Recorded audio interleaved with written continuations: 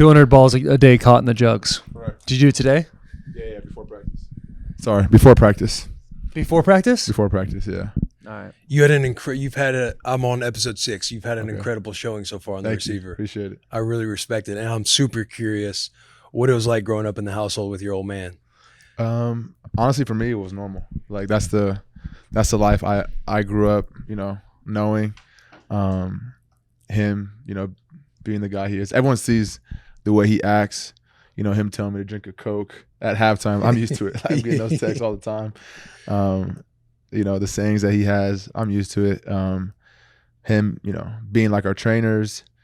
But, outside of sports and being our trainer, he was awesome dad. So it was a good time. When we had CMC on, he would say that his dad, Ed McCaffrey, like he would get grounded if he got arm tackled in youth football. Did you have anything like that with your old man? Because I would assume he was pretty hard on you guys. Yeah, no, I wouldn't say I got grounded or, punished for anything. It was just like, if you had a bad game, getting that car ride home is always hell. It's like, that's the last thing you want to do after the game, after a bad game is, you got to get in the car with your dad and go home, and he's going to tell you everything you did wrong and what you got to fix and how you got to be better.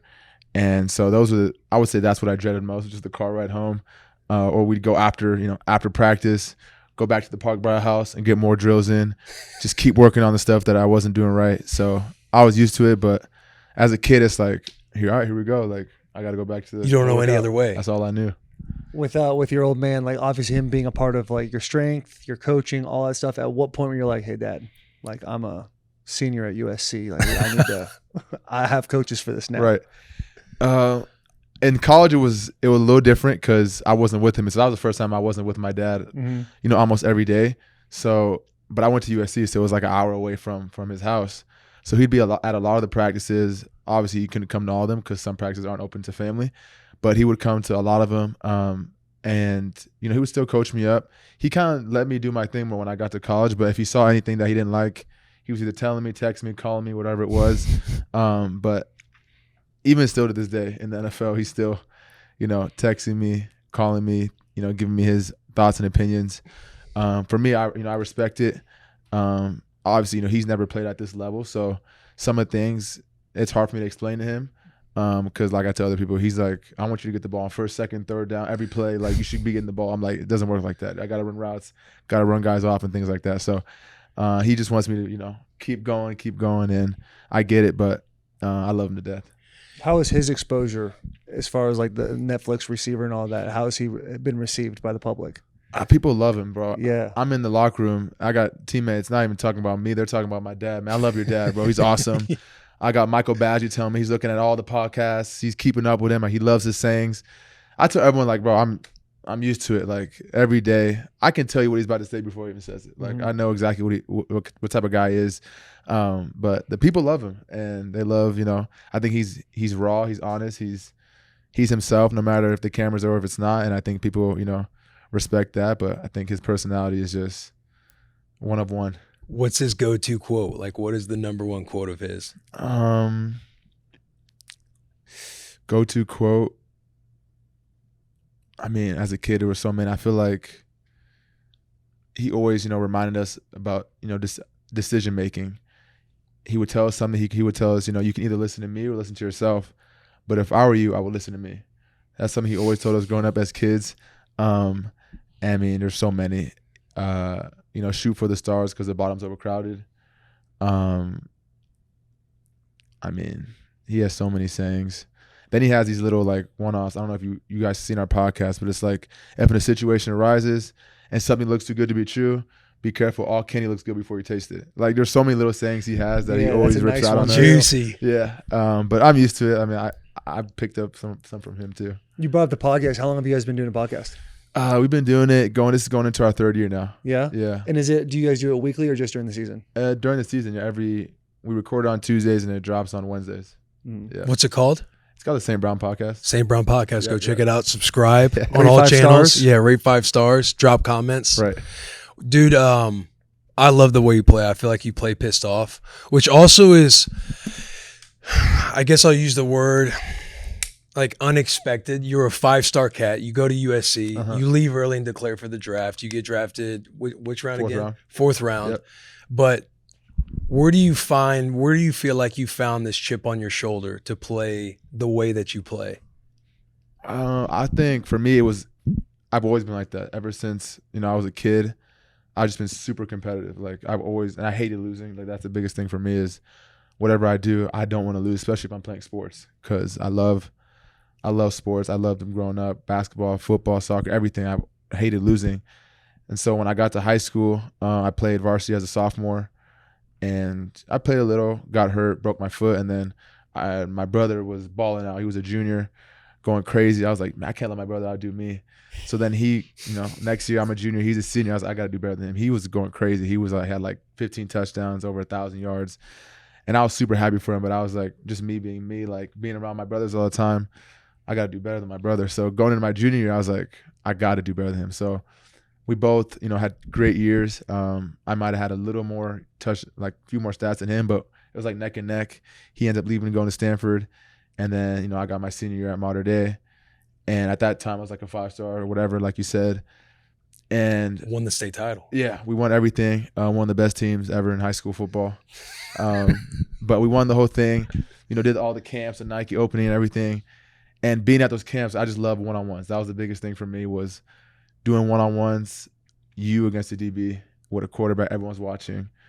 And I just love the competition aspect of, me versus you. And then ever since, I feel like, high school going into college, I wanted to play as a freshman. So I was out there as a freshman trying to dog people, whatever I could do, running people over, blocking, trying to make every catch, taking every rep if I could. And that just kind of translated all the way. And then I got drafted late. I was mad already, got here. And same thing over again. I wanted to go dominate. Yeah. There's something about like football players, even when you're having the success you do, they like in a good way, like delusion of being like, these people don't believe me, so I'm gonna have a chip on my shoulder. Right. With your brother going to Stanford and you guys playing against each other in the Pac-12, the conference formerly known as the Pac-12. Did you ever think about going to Stanford? I did. It was between Notre Dame, Stanford, and USC. So I had my oldest went to Notre Dame, middle went to Stanford, then I went to USC. But coming out, I was like, I always loved Stanford because it was an educational, smart school. I just love Coach Shaw and everyone. And then Notre Dame, I didn't really know much about Notre Dame. My brother took a visit, and I went with him, and I was like, this is pretty cool, like tradition, everything. The location is a little but like once you get there, it's like its own world. The games are amazing, electric. So went to Notre Dame, went on a visit, loved Notre Dame, but I was like, he ended up declaring as I was coming out of high school. So if he would have stayed, I think one more year, I probably would have went to Notre Dame to play with my older brother, because I've never played with him. But he ended up declaring to go to the NFL. I was like, you know what, Notre Dame is cool. He just left though. Stanford, they don't really throw the ball. I love the school, but they don't throw as much as I would like. And USC is close to home. And I want to keep my talent. Yeah, keep my talent at home. You mentioned being pissed off being drafted late. You have a list of receivers that got drafted ahead of you. What are the names on those lists? I would recite those again for you guys, but you guys probably heard it too many times. You guys are sick of it now, so I can't do that again for you guys. Now, when you were coming out, I know a couple sites like PFF, Draft Network, they projected you in like 2nd or 3rd round and talked about you being a pure 2nd string player. Do you ever remember these things now that you've had the success that you do? I wouldn't say like back, coming out, obviously, when I first got here, and I started making some plays, but like now I feel like I don't really pay too much attention to that. I mean, that's their job. They got to media has to make, predictions, whatever. That's their job. That's what they have to do. I don't blame them. I don't think they're the best at it, but it is what it is.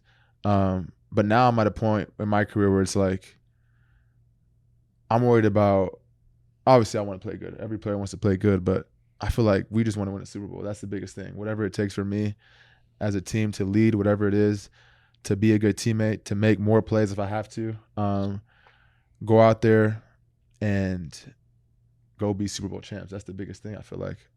We know we can do as a team. We feel like we got the guys in our building, on our roster, the coaches. We've been here for a while now, and I mean we got so close last year that I mean, we just gotta push a little harder. Mm-hmm. If when Will's already talks about the intensity you play with and everything, the competitive nature. When you're in the locker room with guys, and the wide receiver room is a dramatic room. It can be very like finicky that way. When you see guys maybe not putting in the same effort as you, how do you approach it from a leadership standpoint? Sometimes it's tough for me. I feel like I don't want the teammates to think I'm being tough on them or I don't like them. So that's kind of something that I've been trying to battle right now, is when to speak up and when not to. Because I'm not a guy that's a hoorah guy. I'm gonna go out there. I don't say much. I like to work. I'd rather show you better than I can tell you.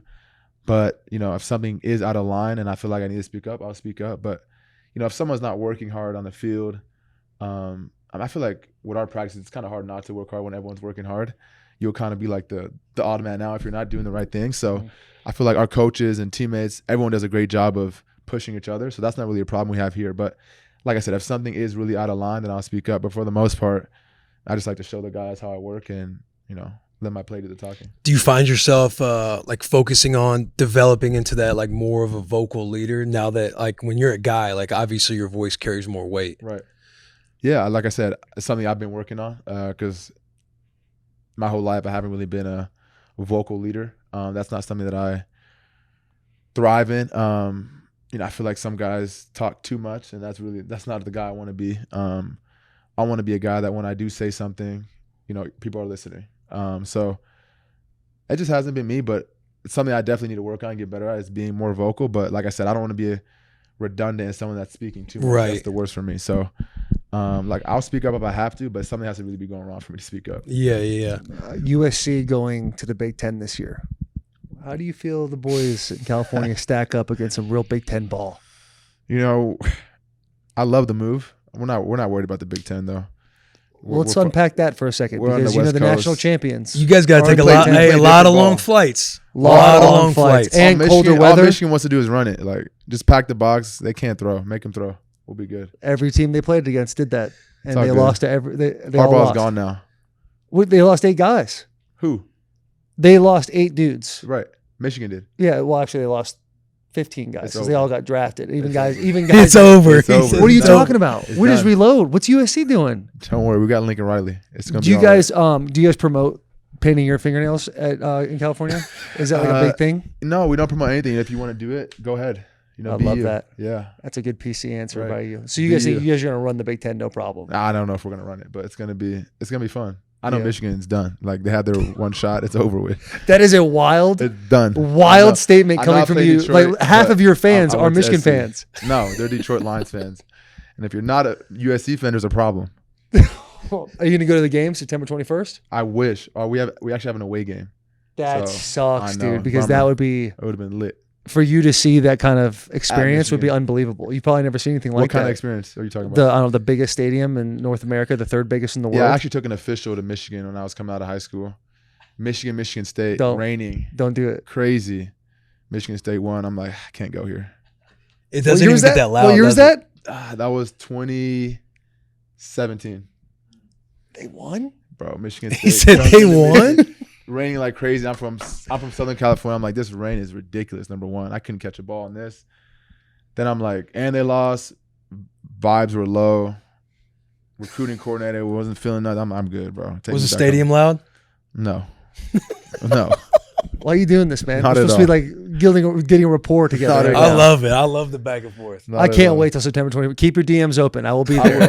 I will I'll be be there right after now. that game. I will be I'm ready doing it right now. Yes. Dude, what did it mean for you to be the youngest receiver to amass 1,000 yards? I think it was 8 days before Calvin Johnson.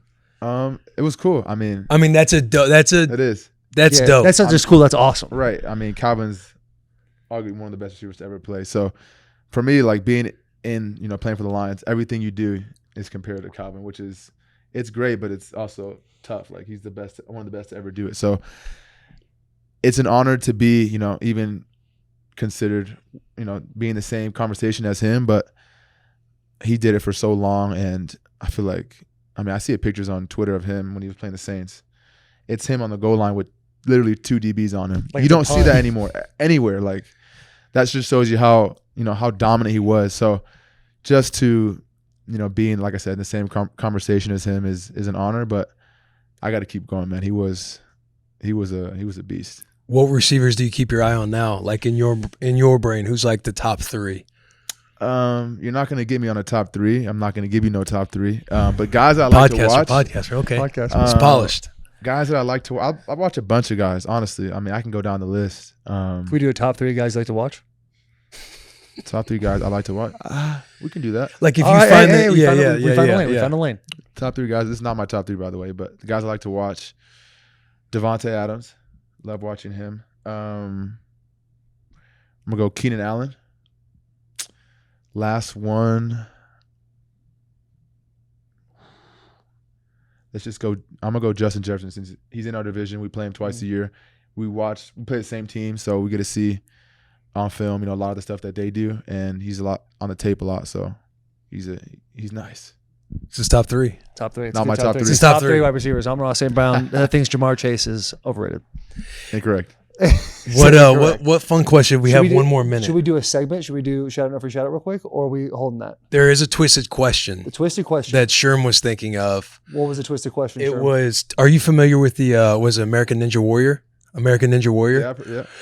All right. Say you need to get through the course and tap the button on the other side to save the world. Yeah. Who in the locker room would you trust the most to accomplish the American Ninja Warrior obstacle course? Ooh, to save the world. It's a great question, Sherm. Do I know what kind of obstacles there are? Like the main course. Does weight, speed, does that stuff matter? Yeah. Like you have to be fast? I think so. Like it's a jungle gym out there. I was gonna say Panay. Balance, I was gonna say speed. Panay. I don't think Panay would. I think we're all dead. I think we're all dead. Let me go. Like Gibbs would be a good one. You got to climb. You got to climb. You got balance, jumping, timing. Right. Let me hold on. Aiden Hutchinson, but he's white. Like he said, he's I don't too think big, you can trust a white guy. You can't trust a white guy with the fate of the world. He'd be in too an big. athletic sport. There's big. no shot. Khalif Raymond might have a shot. Oh, Khalif. Khalif's a dog. But he is, bro. You have to run up the ramp, and he is shorter. He's fast though. He's got a little That's a spring good to him. point. He's got a little explosiveness to him. Yeah. Well, this is not our. We don't have to For answer sure. this question. Yeah. It could be you. I would say besides me.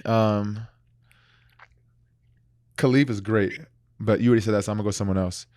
Can I do David Montgomery? Yeah, absolutely. Yes. He's built like a running back creative player in NCAA 14. Sneaky Literally. pick in fantasy too for everybody listening. Beast. They don't throw the ball at him. He doesn't catch a lot of balls. You don't need to. You can run the rock with that run the motherfucker, rock with bro. him, but if you're playing PPR league, I don't know if that's I had him last year. He was nice. Scoring crazy touchdowns. He was going crazy. 12, how many touchdowns did he have? Like 12 or 13? Yes. After week 1 of the season last year, I was done with him. I had him over. He was 0.5. What do you mean you were done with David? I needed him to catch the ball once. Why do you need him to catch it? Because that's what I bet on. Oh, you're betting. Okay. Yeah. We don't do fantasy. that. Oh, no, but I know, we're talking but about fantasy. I'm bringing I don't this know into where a betting different comes world. from. We're Got just you. talking No. about fantasy. Do you play fantasy? No, I do not. You can play. You can play fantasy. I don't play though. Okay, I'm Yeah, I don't sorry. play. No, you're That good. Michigan stuff really bothered you, huh? You're mad about that Michigan stuff. It's all right, dude. Go blue. Fantasy. And we appreciate you so much for coming on. Seriously, Thank you. love seeing your success. Appreciate it. It's Thank been Yes, amazing. bro. Thank Check you. those DMs. St. Brown I will. podcast. I will be there. Yep. You guys, matter of fact, When's the game? What's it? September September 21st. Yeah. Taylor, you should go on St. Brown pod that week after. If you guys want to talk, we can talk. Absolutely. Are you sure? That's what But you come should do. correct. You better come correct. What are you talking about? Okay. I have the 2024 national champs on my back. You or the team last year? Were you part of the team? No, but I am. I was just wondering. Would you all win at USC? What did we win? Well, yeah. How many Nothing. Heisman's do you guys have? Oh, okay. I was just wondering. How many do you have? Not as many as them. I know that's for sure. Reggie just got us back too. We're Yeah. feeling great. I mean, you guys in 2000s for real. That's the team to go to. Mm-hmm. But it's the 20s. It's fine. I don't want to do this. I think this You is don't it. want to do. We It's don't want to do over. this. Like Michigan. I'll see you on your podcast the week I'll of see you September. So 21st is Saturday. that week. 3 days after that, the 24th. We'll see you. All right. Okay. There we go. We got Yeah. one. Done. Right before you leave, top 3 locker room guys in Detroit. Locker room guys, what Locker room vibes. Vibes, Who dudes you like to you be get around. it when after practice, before whatever, you're excited to go in the locker They're room. like, and man, see. Graham Glasgow's awesome. He's got a Yeah, touch of the Graham tism, is but he's awesome. awesome. I'm going Jamar Jefferson. Okay. I love my running backs. But I'm gonna take Jamar Jefferson, who's Khalif Raymond. Who else is next to me? Vibes. Kirby Joseph. I love it. Friendships just got divided if the boys listen to this pod. No question. We appreciate you coming on, Yeah, man. thank you. Awesome. Appreciate it. Enjoy camp. Yes, sir. You are the man.